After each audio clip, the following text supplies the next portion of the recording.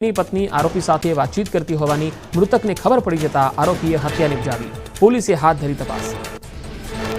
દુર્ઘટનાગ્રસ્ત પ્લેનમાં દીવના 15 લોકો સવાર હતા, જેમાંથી 14ના મોત થયા। દગાચી ગામમાં શોકનો માહોલ। વહીવટીતંત્રએ મૃતકોની ઓળખ માટે પરિવારજનોના બ્લડ સેમ્પલ લીધા। ગઢડા તાલુકાના યુવક યુવતીના મોતથી છવાયો માતમ। પ્લેન ક્રેશમાં હાર્દિક અવૈયા અને વિભૂતિનું મોત। તાજેતરમાં જ બંનેની થઈ હતી સગાઈ। ધાર્મિક પ્રસંગમાં લંડનથી આવ્યા હતા ઘરે। અમદાવાદમાં વિમાન દુર્ઘટનાને લઈ ગ્રેટર માન્ચેસ્ટરના મેયરે વ્યક્ત કરી સંવેદના। ગ્રેટર માન્ચેસ્ટરના મેયર એનજી બર્નહામે અમદાવાદના મેયરને પત્ર લખી સંવેદના વ્યક્ત કરી। બીજી મેડિકલ કોલેજમાં અભ્યાસ કરતા દાહોદના વિદ્યાર્થીઓ પરત ફરતા પરિવારજનોએ લીધો રાહતનો શ્વાસ। 8 વિદ્યાર્થી બસથી દાહોદ પહોંચ્યા। વાલીઓ વિદ્યાર્થીને મળી ભાવુક થયા। અટલાદરામાં રહેતા નીરજભાઈ લવાણિયા અને તેમના પત્ની અપર્ણા લવાણિયા પ્લેન દુર્ઘટનાનો ભોગ બન્યા। 15 દિવસ લંડન અને પછી યુરોપ ફરવા જવાના હતા દંપતી। પ્લેનમાં બેઠા પછી મિત્રને મોકલી હતી સેલ્ફી। અમદાવાદ વિમાન દુર્ઘટનામાં આણંદના 33 મુસાફરોના મોત। સમગ્ર જિલ્લામાં દુર્ઘટના બાદ શોકની લાગણી। પેટલાદ તાલુકાના ફાગણી ગામના યુવકનું દુર્ઘટનામાં મોત। નિખિલ રાજેશભાઈ પટેલનું પ્લેન દુર્ઘટનામાં મોત। ફાગણી ગામમાં શોકનો માહોલ। પરિવાર સિવિલના સ્ટાફની કામગીરીથી સંતુષ્ટ। વિમાન દુર્ઘટનામાં વડોદરાના વાઘોડિયા રોડ વિસ્તારના વૃદ્ધ દંપતીનું મોત। દોષી પરિવારના 2 સભ્યો પોતાની દીકરીના ઘરે લંડન જતા હતા। લંડનમાં રહેતી દીકરીને મળવા જતા હતા અને દુર્ઘટના સર્જાઈ। વડોદરામાં 2 વર્ષની દીકરીએ ગુમાવી માતાની છાયા।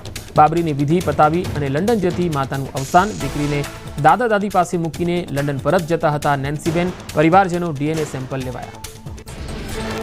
અમદાવાદ પ્લેન ક્રેશ મામલે એકમાત્ર જીવિત બચેલા રમેશ વિશ્વાસકુમારનું ઘર। દીવમાં પટેલવાડી વિસ્તારમાં વિશ્વાસનું ઘર તે ઘરે આવ્યો હતો। તેમના પરિવારજનો લંડનમાં રહે છે।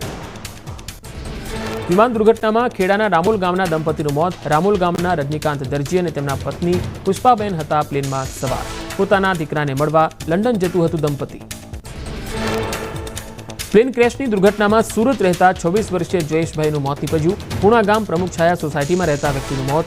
2 પુત્રોએ પિતાની છત્રછાયા ગુમાવી। ભરૂચની મેઘદૂત ટાઉનશીપના ભૂમિબેન અમદાવાદ એરપોર્ટ પર મોડા પહોંચતા ભાગ્યશાળી રહ્યા। એરપોર્ટ પર ટ્રાફિકના કારણે 10 મિનિટ મોડા પહોંચતા ભગવાનનો આભાર માન્યો। પતિ સાથે લંડન વાત થતા ખુશીના આંસુ। અમદાવાદમાં થયેલ પ્લેન ક્રેશની ઘટનામાં ખેડાના 20 વર્ષીય યુવકનું મોત। મહેમદાવાદ તાલુકાના વણસોરી ગામના રુદ્ર પટેલનું મોત થયું। રુદ્ર પટેલ અભ્યાસ અર્થે લંડન જતા હતા। પરિવારમાં શોકનો માહોલ।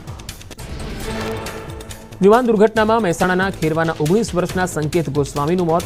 લંડનમાં ઓટોમોબાઈલમાં ડિગ્રી કરવા નીકળ્યો હતો। સંકેત ગોસ્વામીના પરિવારમાં એકનો એક દીકરો હતો। એકના એક દીકરાને લંડન મોકલવાના સપના ચકનાચૂર થયા। વિમાન દુર્ઘટનામાં મૃત્યુ પામેલાને શ્રદ્ધાંજલિ। અમદાવાદમાં રાણીની અંબિકા સ્કૂલમાં અપાઈ શ્રદ્ધાંજલિ। બાળકોએ મૃતકો માટે પ્રાર્થના કરી।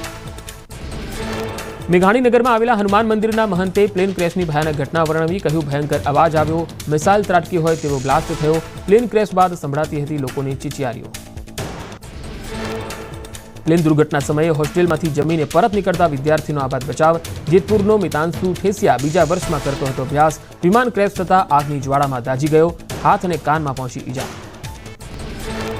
અમદાવાદ વિમાન દુર્ઘટનાના ઈજાગ્રસ્તોની પડખે સિવિલ હોસ્પિટલ। હોસ્પિટલના તબીબો, nursing staff, paramedical staff round the clock કાર્યરત। તમામ લોકો એકજૂટ થઈને જીવ બચાવવા નિષ્ઠાપૂર્વક નિભાવી રહ્યા છે ફરજ।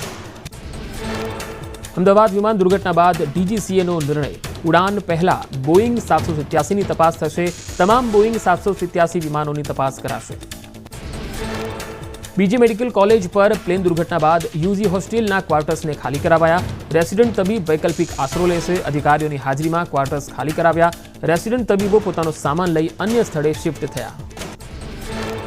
બીજી મેડિકલ કોલેજના સ્ટુડન્ટે દુર્ઘટના સમયે બાલ્કનીમાંથી કૂદીને જીવ બચાવ્યો।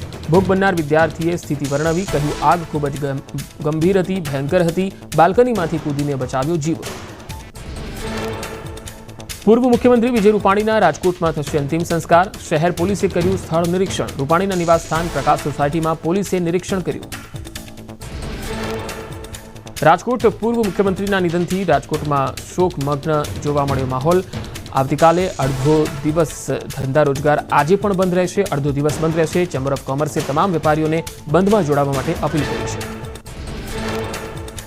સુરેન્દ્રનગર મહાનગરપાલિકા દ્વારા વઢવાણ બસ સ્ટેન્ડ ધોળીપોળ વિસ્તારમાં મેગા ડેમોલિશન હાથ ધરાયું। અંદાજે 70થી વધુ દુકાનો, કેબિનો સહિતના દબાણો હટાવવામાં આવ્યા। વલસાડમાં પોલીસની બાજ નજર સામે બુટલેગરોનો કિમિયો ફેલ. ટેમ્પોમાં ચોરખાનું બનાવી લવાતો હતો દારૂ. પોલીસે ટેમ્પો સહિત 5.60 લાખથી વધુનો મુદ્દામાલ જપ્ત કર્યો.